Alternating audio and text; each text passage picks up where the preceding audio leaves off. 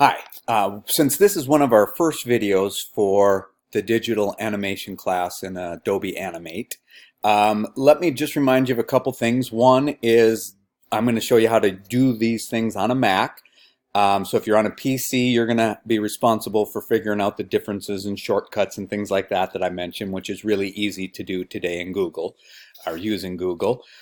Second thing is, depending on when you're taking the class and when I made the video, certain things may look different.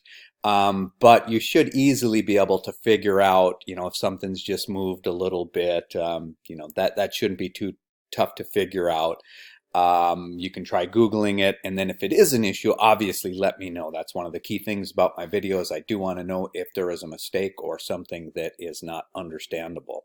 A lot of the content of these early videos will fall under the category of stuff that you should write in a notebook or put in notes on your phone so that you have access to them every time you start up the program, because they're going to apply over and over again. So until they are firmly in your memory, that's what I would highly suggest. So the first thing we're going to do before we even open up the program is we are going to go up to the Apple icon on the far top left of your screen, and we are going to set up the keyboard and the mouse so that they are favorable to this program. So we're going to the Apple icon, then we're going to System Preferences.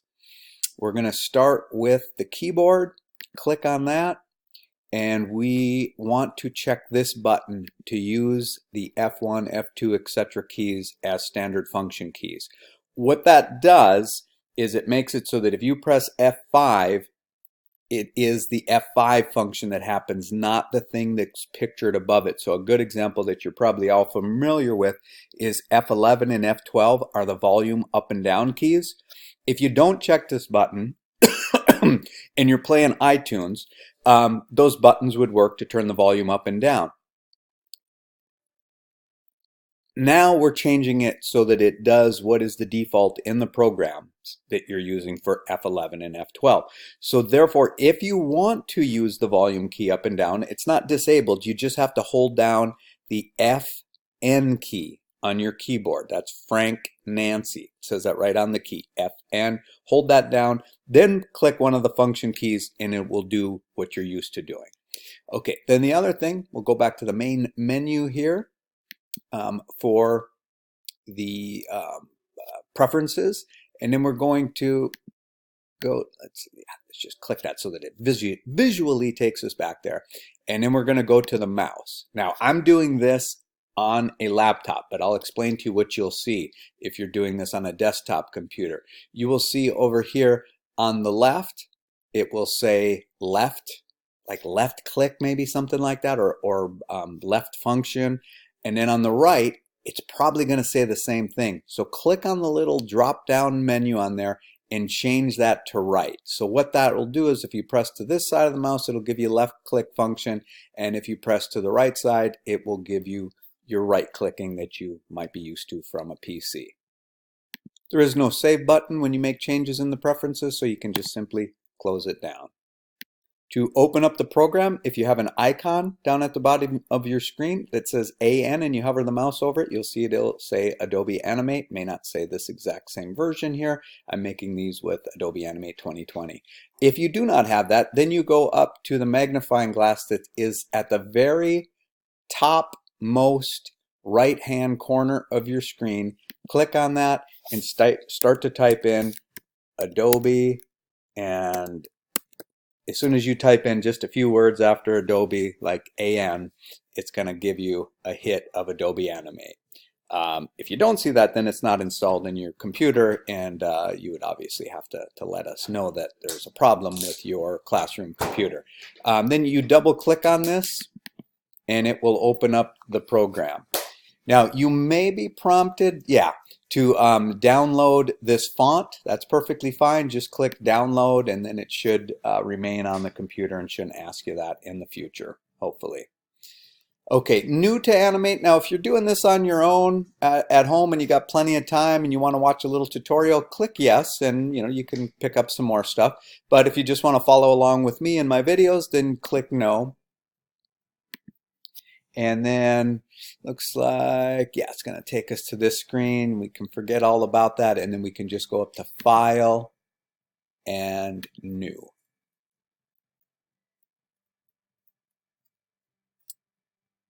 And that will bring up the new document dialog box, and then we can dial in. And the most important stuff for us is the width and the height and the frame rate. And so I'm going to dial in a width here of 1600 pixels and a height of 1200 pixels and a frame rate of 12.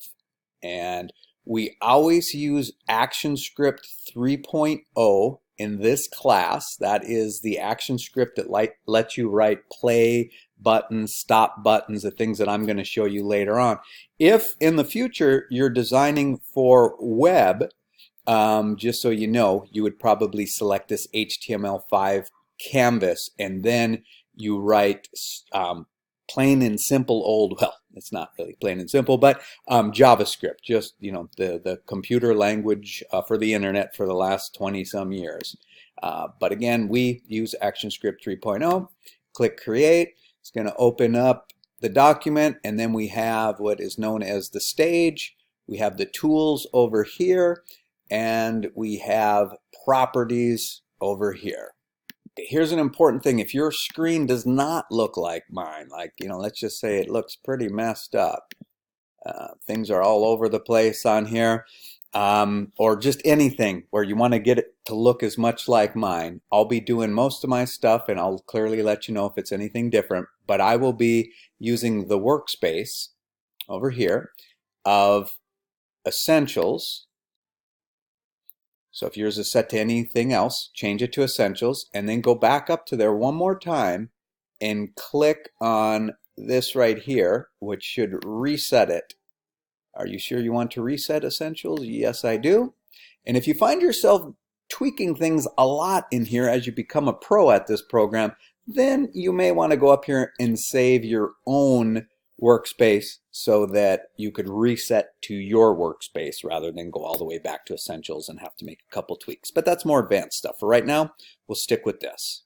If you did not have an icon down here to quickly open Animate, let's go ahead and take care of that right now. All you have to do is hover your mouse over the AN icon, looks like a little square, hold or right click on it, or hold down Control key and left click on it, and go to Options and select Keep in Dock.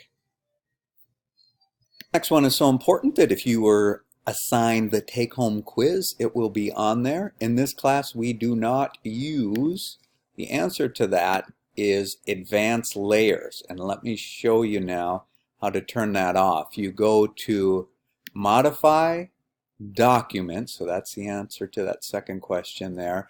And then you just simply uncheck this. And then you just check again, saying, yes, that's indeed what I want, and then click OK. So again, in this class, we do not use advanced layers. If you, to turn this feature off, you go to Modify, Document. The reason this one's so important, if you forget to do that in the early projects, it won't matter. But once you get to the projects where we are writing code, it will have an effect on your code. Just commit that one to your notes and or memory, and you will not have problems when we start making play and stop buttons. Okay, next we are going to talk about the F keys, the function keys. They will be on the quiz. So the F5, the F6, and the F7 keys are very important to this program. We're going to start with them in reverse order because it's the easiest way to explain them. So the F7 key creates a blank keyframe, B-L-A-N-K, a blank keyframe. So let's see that in action. Okay, so right now we are looking at a potential keyframe here, meaning a significant frame. Why is it significant? Because in this case, it's our first frame. So I'm just going to grab the classic brush tool over here, and you can see when I hover the mouse over it, that tells me that that's what it is. If you don't like the color that it's about to give you, you can change that down here by double clicking. Whoops, what happened there? Let's just click deny. Oh, I think what I did was I double clicked. You only have to single click. So I'm just going to select a green from here. Again, grab that classic brush tool, and I'm going to hold, I'm using the right bracket key to make it a little bit bigger just so you can see it easily on your screens. And I'm just drawing with that brush tool. Okay, so what you'll notice here is before I drew that, this little circle here is hollow. But after I draw it, it fills in. So I just did a Command Z there. I drew it, did Command Z, and then redrew it so you could see that happen. Now, I want another keyframe, another key thing to happen here. So F7, well, keep your eye down here. F7, boom, gives me another blank keyframe. So if I take this playhead and I move it back, that's my first frame. Move it forward, that's my second frame. So now I can draw something here. So now I have first frame, second frame. So I can continue on with F7, draw yet another item. I now have 3 keyframes. And what a keyframe means is that something key happens on that frame. Now, it's not quite as cut and dry in digital animation, and so we'll talk a lot about that, probably more in class. But for now, just know that the ones that have a dot filled in the digital realm are referred to keyframes. You could just continue on doing that, hitting F7, drawing something new. But what about, let's do it one more time, F7, and let's move this thing way out to the middle. All right, so now we have our animation starting to look like this. Goes there, and this jumps really quickly here. What if we wanted to start drawing, like limbs, make this look like a tree? Rather than, and make it look like an animated tree, like it's growing right before our eyes. Here comes a branch, here comes a branch. We could try to give ourselves an F7, and we could try to just draw it over and over again on each sequential keyframe, but that's a lot of work. So if we want to copy what came before, we can do F6. So watch here. Here's this frame. I click F6, and now this frame and this frame are exactly the same. So I draw a branch on that tree, and then I do F6 again, and it copies what was exactly before. So these two are the same. So first these two are the same, but then I added an arm to it. Then here, or a branch. So now on this frame, I'll add yet another branch. I'll keep doing F6, and I will just keep adding things to this. Hit F6 again, add something to it.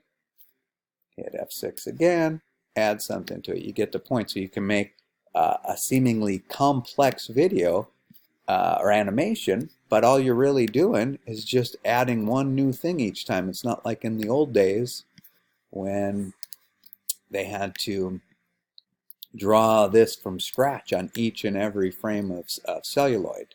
Okay, so let's just look real quick here. This is the answer to the other question. So the FC creates a frame with a copy of what was on the previous keyframe. Pretend that this is our finished product, and we want it to stay there for 1 second for our viewer to see.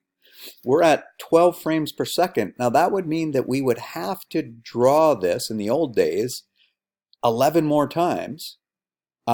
We could, but this would be wrong, we could just hit F6 11 more times. The reason that would be wrong is it creates too much data. The whole point of this program is to have as little bit of data as possible so you can use it on websites and such. So if we just go from frame 14 that we're on, and we want to go 12 frames later, that would be frame 26.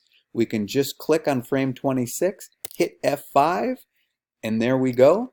We now have this extended out. So I'm going to try to play this in like roughly real time by scrubbing the playhead, and then it stays there for 1 second.